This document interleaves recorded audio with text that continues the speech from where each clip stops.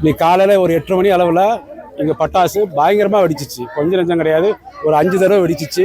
இதெல்லாம் பக்கத்தில் இருக்கிற இந்த கீழத்தாயல்பட்டி வீடுகளில் சின்ன சின்ன வீடு தான், எல்லாம் ஒடுக்கப்பட்ட வீடு தான். அவங்க வீடுகளில் பூரா பார்த்தீங்கன்னா எல்லாம் விரிசல் அடைஞ்சிருக்கு, கதவு போயிருக்கு.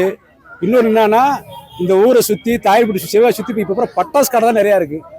இது என்னைக்கு இருந்தாலும் இது சிவகாசி மக்களுக்கு ஒரு பேராபத்து தான். அது இதை கவர்மெண்ட்டு கண்டிப்பாக இதை வந்து சரி பண்ணணும். இது ஆமா, இன்னைக்கு நான் சொல்ல போனா 100% பட்டாசு ஆலையும் விதிமுறை மீறி தான் இருக்கு.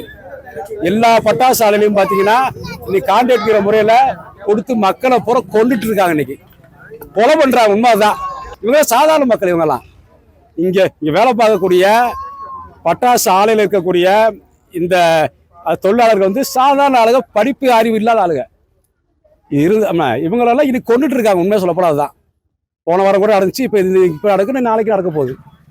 இன்னைக்கு ஞாயிற்றுக்கிழமை லீவு நாள் கிடையாது. ஞாயிற்றுக்கிழமை எல்லா சொல்ல போனா ஒரு 60-70% ஆஃபீஸ்லயும் இன்னைக்கு எக்ஸ்ட்ராங்கிற முறையில் அதிக சம்பளம் தாரங்கிற முறையில் இன்னைக்கு எல்லாம் வேலை பார்த்துட்டு தான் இருக்காங்க. இன்னைக்கு எங்கேயும் ஒன்றும் இல்லை. இது அதிகாரிகள் வந்து நாக்பூர் அதிகாரிகளோ இல்லை லோக்கல் அதிகாரிகளோ இதை கவனிக்கணும். ஆமாம், லீவு நாள் தான். இல்லை, இது தொழிலாளர், சாதாரண தொழிலாளர்கள் அன்றாட ஒரு 300 ரூபாய் 400 ரூபாய் 500 ரூபாய் சம்பாதிக்கிற தொழிலாளர் அவங்கள வச்சு பண்ணிட்டு இருக்காங்க. இந்திக்காரங்க இதுல மேக்சிமம் இருக்குன்னு சொல்றாங்க. இன்னைக்கு பட்டாசுல மேக்சிமம் இந்திக்காரங்க அவங்க எல்லாம் எங்க இருந்தோ வந்து இங்க வந்து பொழைக்க தேடி வந்து இன்னைக்கு செத்துட்டு இருக்காங்க. இன்னைக்கு சரியான அவங்களுக்கு சரியான ஒரு இது கிடையாது, ட்ரைனிங் கிடையாது. ட்ரைனிங் கொடுத்து பண்ணா பரவாயில்ல, ட்ரைனிங் கிடையாது.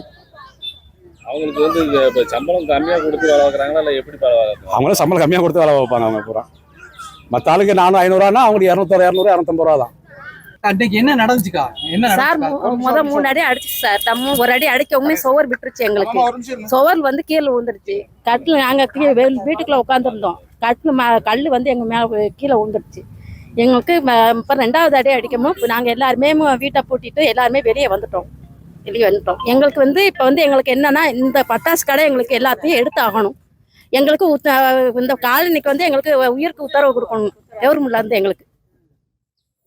அதான் எங்களுக்கு இப்போ வந்து நாங்கள் வந்து இப்போ பட்டாசு கடை இருக்கு, பின்னாடி பட்டாசு கடை ஆபீஸ் சுற்றி ஆபீஸ் வீட்டில் ஊரில் சுற்றி நாங்கள் எப்படி எங்களுக்கு பாதுகாப்பு? நாங்கள் சின்ன ஜெருசுகளை வச்சிருக்கோம். எங்களுக்கு என்ன பாதுகாப்பு இருக்கு? கவர்மெண்ட்ல இருந்து எங்களுக்கு பாதுகாப்பு வேணும். மனநிலை எப்படி இல்லை இல்லை, அதெல்லாம் ஒன்றும் கிடையாது சார். நல்ல வீடு சுவர் வந்து எங்களுக்கு கீழே சென்னல் பின்னாடி. ஆமாம், வேற ஒன்றும் எதுவும் கிடையாது. எங்களுக்கு என்ன அப்படின்னா இந்த பட்டாசு கடை முதல் எடுக்கணும் சார். ஆபீஸ் வந்து ஆமா, ஃபேக்டரி வந்து எங்களுக்கு எல்லாத்தையும் காலி பண்ணணும். எங்களுக்கு ஊர்ல வந்து எங்களுக்கு உத்தரவு பாதுகாப்பு வேணும். எங்களுக்கு வந்து இந்த பட்டாசு தொழில வந்து நீங்க எடுத்தாகணும். பாலமா காலனி, கீழே தாயல்பட்டி பாலமா காலனி சார்.